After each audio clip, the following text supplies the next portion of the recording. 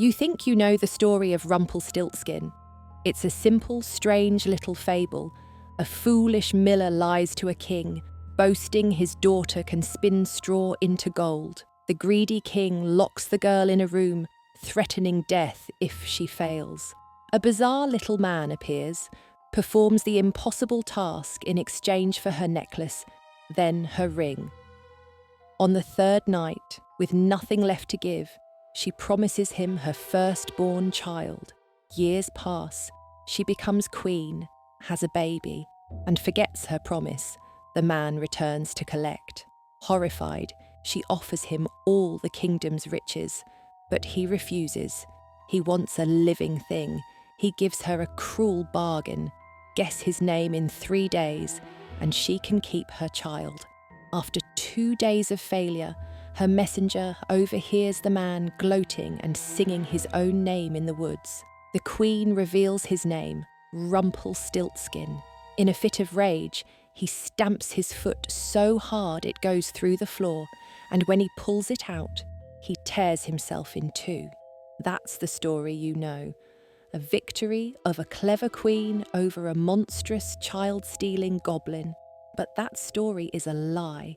It is a nursery rhyme painted over a crime scene, a folk tale that has been deliberately misunderstood, sanitized, and stripped of its furious, desperate, and terrifyingly real origins. The version you were told is a pale ghost of the original, a narrative meticulously scrubbed of its true meaning, because this was never a story about magic. It's a coded message, a story about the brutal realities of debt, the dehumanization of labor at the dawn of the industrial age, and the violent erasure of an entire way of believing. It is a memorial to forgotten victims and a furious indictment of a new world order that devoured the old one. Once you understand what spinning straw into gold actually meant for millions of women, once you grasp the true nature of the king's demand and the miller's desperation, you will see the little man not as a villain, but as something far more complex, a tragic figure, a ghost of a forgotten world, and his final, grotesque act of self-destruction is not a villain's defeat. It is a symbol for the violent shattering of an entire culture. It is the story's real, horrifying climax. Let's begin with that ending, the part that is so often softened or omitted entirely in modern children's books. In the version collected by the Brothers Grimm in 1812, there is no ambiguity. Rumpelstiltskin, upon hearing his name, screams, "The devil has told you that! The devil has told you that!" He then, in his fury, drives his right foot so deep into the ground that he sinks in up to his waist. Then he takes his left foot in both his hands and rips himself in two. He tears himself in half. This is not a pratfall. It is not a comical disappearance. It is an act of gruesome, impossible self-annihilation. Why would a children's story end with such a visceral, disturbing image? The answer is simple. It wasn't originally for children. It was for adults, and it was preserving a memory of something equally violent. To find that memory, you must leave the nursery and enter the world where this story was born. Picture it. Not a fairy tale kingdom, but the German states of the 16th, 17th, and 18th centuries. This is a world of mud, wood, and stone, a world governed by the seasons, the harvest, and the constant, gnawing presence of hunger.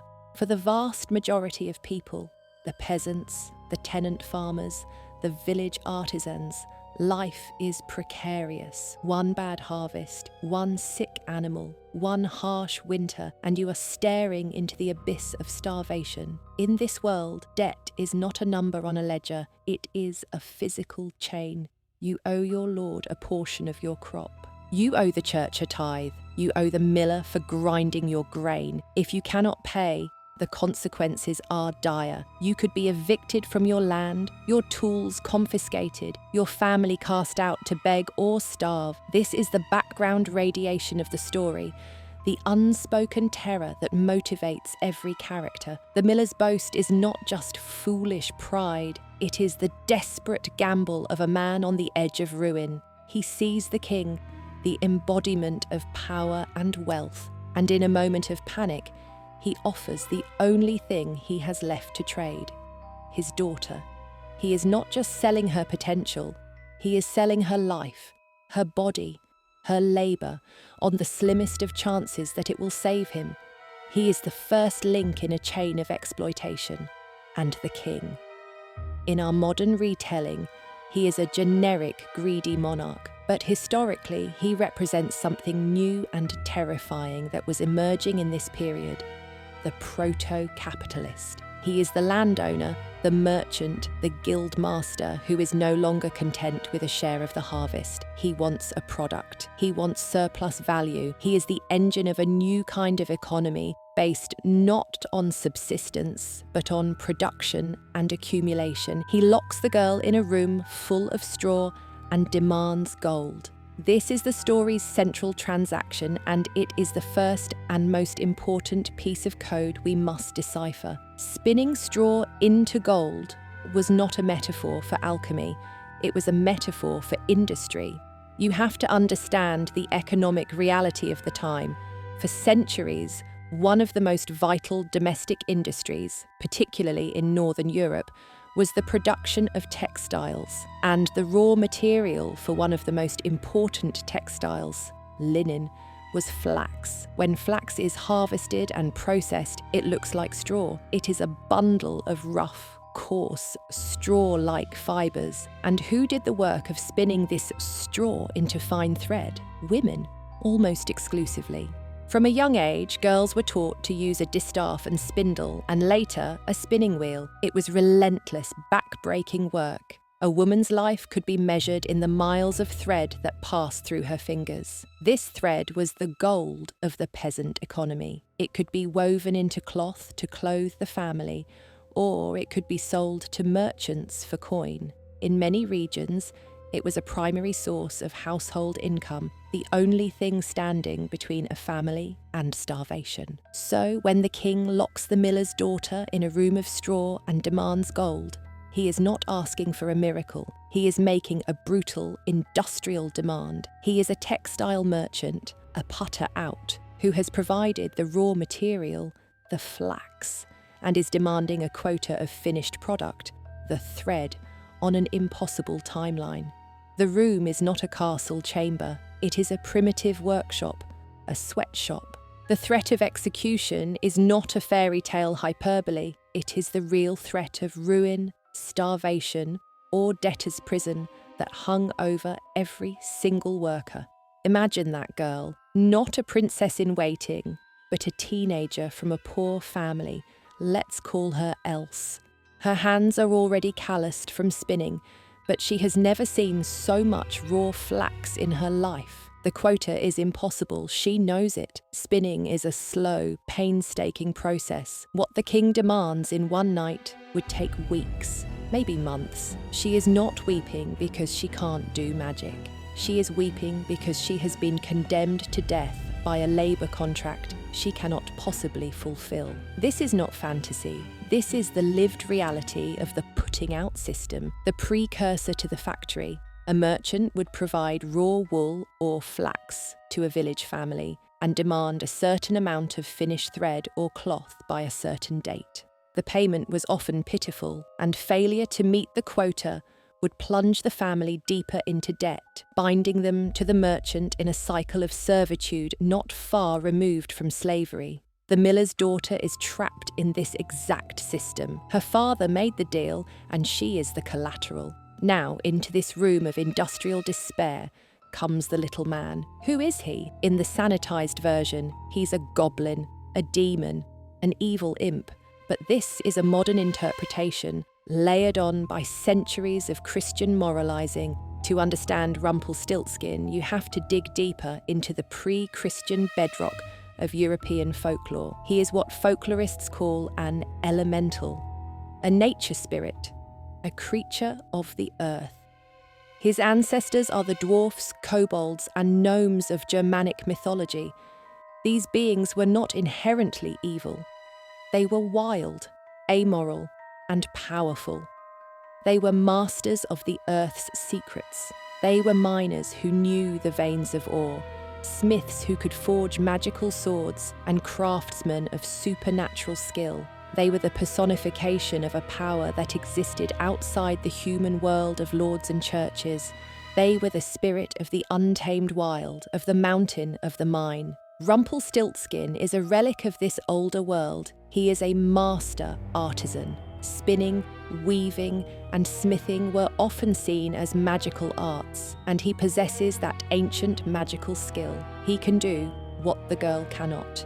He can meet the impossible production quota. He represents a form of skilled, magical labour that is being replaced by the brutal, quantified labour of the new economy. So, the desperate girl, facing death by the new system, does what people have always done in such situations. She turns to the old gods, the old ways. She makes a pact with a power that her priest would call a demon, but that her grandmother might have called a neighbour, and he demands payment.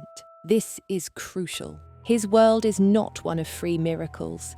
It is a world of reciprocity, of balanced exchange. The sanitized story makes his demands seem cruel and arbitrary, but they follow a terrifyingly logical progression that reflects the girl's own declining value in her world. First, he takes her necklace. A necklace was not just an ornament in a world with no banks. It was a store of wealth. It was also part of her dowry, a symbol of her social standing and marriageability. By giving it to him, she is trading away a piece of her social future to survive the present. Second, he takes her ring. The ring is an even more potent symbol. It signifies a betrothal, a bond. It is her connection to the human social order.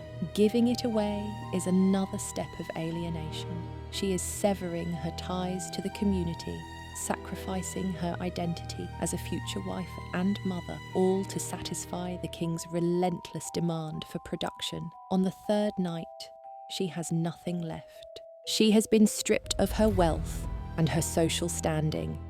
She is no longer a person in the eyes of her world, but a mere instrument of production. What is the only thing she has left to bargain with? Her own body and its future potential, her future child. The promise of the firstborn is the ultimate act of desperation. In a society with no concept of retirement or social security, children were your only guarantee of survival in old age. Your firstborn, especially a son, was the inheritor of your property, if you had any, the carrier of your name, the one who would care for you when you were too old to work. To give away your firstborn was to give away your entire future. It was to erase yourself from the line of generations. This was not just a fairy tale motif. The fear of child-stealing fairies or spirits was a deeply ingrained folk belief, but it often masked a more terrestrial horror, the practice of child indenture. Desperate families crushed by debt would sometimes pledge their children's labour to creditors. The child would be taken to work as a servant or apprentice, their wages going to pay off the family's debt. It was a form of debt bondage, a childhood sold before it could even begin. The miller's daughter, now queen, is not just breaking a promise to a goblin. She is a woman who has climbed the social ladder, who has escaped the sweatshop and entered the palace. She has bought into the new system, and now, the debt she incurred from the old world, the world of magic and spirits, has come due. Rumpelstiltskin's demand for the child is not simple malice. From his perspective, it is a fair contract. She made a deal in a moment of desperation, and he fulfilled his end. He is an entity from a world of unbreakable oaths and primal laws. He doesn't want the kingdom's riches, because gold, the product of her labour for the king, is meaningless to him. That is the currency of the world that is destroying his. He wants something real, something living, a child. It is the ultimate price for the ultimate service. He is not stealing a baby, he is collecting a debt. The Queen's horror is understandable. She has assimilated into the human world of power and wants to negate the contract she made with the other world. And this is where the story takes its most significant turn, pivoting on the concept of the name. The 3-day guessing game is the story's climax. Why is his name so important? Why does knowing it grant her power over him? This taps into one of the most ancient and widespread beliefs in human culture, that a true name holds the essence of a thing. To know a spirit's true name is to have control over it. This is a foundational principle of magic, of exorcism, of folklore across the globe. It is the power of knowledge, of definition over the wild and the unknown. But let's look at it through a historical rather than a magical lens. What does the act of naming, cataloguing, and identifying represent? It represents the imposition of order. It is the act of a state, a bureaucracy, a census taker. It is the transition from a world of spirits known by their actions and locations, the spirit of the well, the dwarf in the mountain, to a world where everything has a specific recorded label. The Queen does not guess the name through intuition or magic. She wins through surveillance. She sends a messenger, an agent, to spy on Rumpelstiltskin. The messenger is her instrument of information gathering. He ventures into the wild, into the woods where the little man lives, and he overhears the secret. This is a victory not of magic, but of intelligence, in the military sense of the word. It is the organized, rational world of the state, penetrating and conquering the chaotic, magical world of the wild. The messenger finds Rumpelstiltskin dancing around a fire, gloating, and the name he sings is bizarre, Rumpelstiltskin. It is often translated, but the original German carries a specific resonance. A Rumpelstilz, or Rumpelgeist, was a type of poltergeist, a noisy, rattling goblin. The name itself suggests a chaotic, disruptive force. He is literally Little Rattlestilt. He is a creature of noise and disorder. When the Queen speaks his name, she is not just winning a game. She is classifying him. She is pinning him down, defining him, stripping him of his mysterious power and reducing him to a known quantity. She is using the tools of the new world, information, surveillance, classification, to defeat a power from the old one. It is the triumph of the census over the spirit, of the map over the territory. And his reaction is everything. He does not just vanish in a puff of smoke. He does not slink away, defeated. He enacts upon his own body a violence that mirrors the violence being done to his world. "The devil has told you that," he screams. He correctly identifies the source of this new knowledge as coming from an adversarial power, the force that his world would see as the ultimate evil. He stamps his foot through the floor. This is a symbolic act. He is a creature of the earth, a chthonic being. By stamping through the floorboards, a man-made domestic structure, he is trying to reconnect with his source of power, the earth itself. But he gets stuck. The human world has trapped him. And then, the final, horrifying act. He grabs his other foot and pulls. He tears himself apart.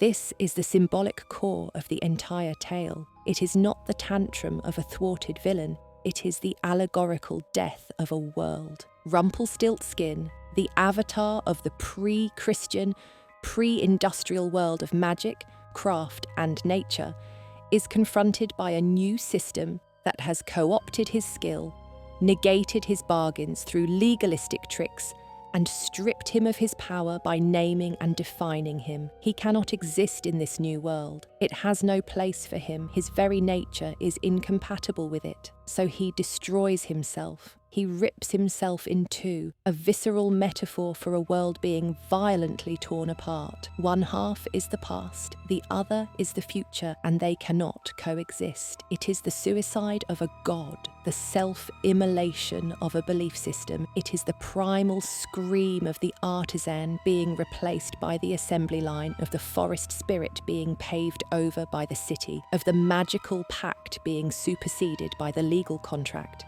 Now, let's consider who preserved this story. The brothers Grimm, Jacob and Wilhelm. They were not Walt Disney. They were not primarily entertainers of children. They were philologists, linguists and cultural scholars. Their project, Kinder- und Hausmärchen, Children's and Household Tales, was a work of academic and nationalistic preservation. They were trying to capture the authentic voice, the Volksgeist, or spirit of the people, of the German-speaking lands before it was erased by the homogenizing forces of modernity, particularly the Napoleonic invasions. They collected these tales from storytellers, many of them ordinary women like Dorothea Wieman, a tailor's wife who provided them with a number of stories. These people were not reciting scripts. They were passing on oral traditions that had been shaped and reshaped over centuries, carrying the embedded memories, fears, and traumas of their ancestors. The Grimms were recording cultural DNA, and the DNA of Rumpelstiltskin is rife with the memory of economic exploitation and cultural collapse. The sanitization came later. As the 19th century progressed, particularly in Victorian England, the burgeoning middle class developed a new concept of childhood as a protected, innocent space. The raw, violent, and morally ambiguous tales collected by the Grimms were deemed unsuitable for the nursery. Editors and translators began to systematically clean them up. The motive was ideological. They wanted stories that taught simple, clear lessons. Good is rewarded, evil is punished. Cleverness and piety are virtues. The complex, tragic figure of Rumpelstiltskin had to be flattened into a one-dimensional monster so the queen could be a purely virtuous heroine. The systemic critique, the miller's desperate cruelty, the king's rapacious greed was sidelined. The story was reframed to be about the danger of strangers and the importance of being a clever wife and mother, reinforcing the patriarchal values of the era. The king's threat of death, the story's inciting incident of economic terror, becomes mere fairy tale scaffolding.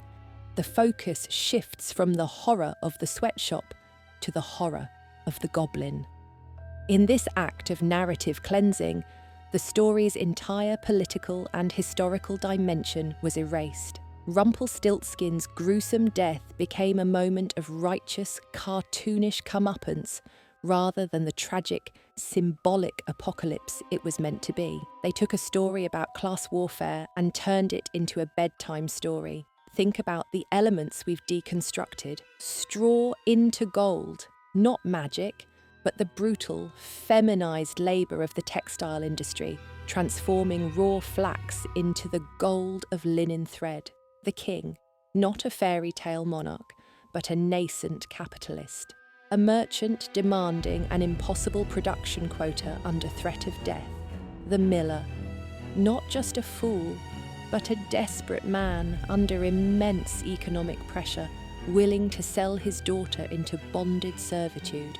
The miller's daughter, the archetypal female labourer, her body and future traded away piece by piece, dowry, social standing, and finally her own child, to survive an exploitative system. Rumpelstiltskin, not a demon, but a relic of a dying world, a nature spirit, a master craftsman, a symbol of the old ways of magic, reciprocity, and skilled labour, demonised and ultimately destroyed by the new world of industry, surveillance, and capitalism. His name, not just a silly word, but his essence, his identity.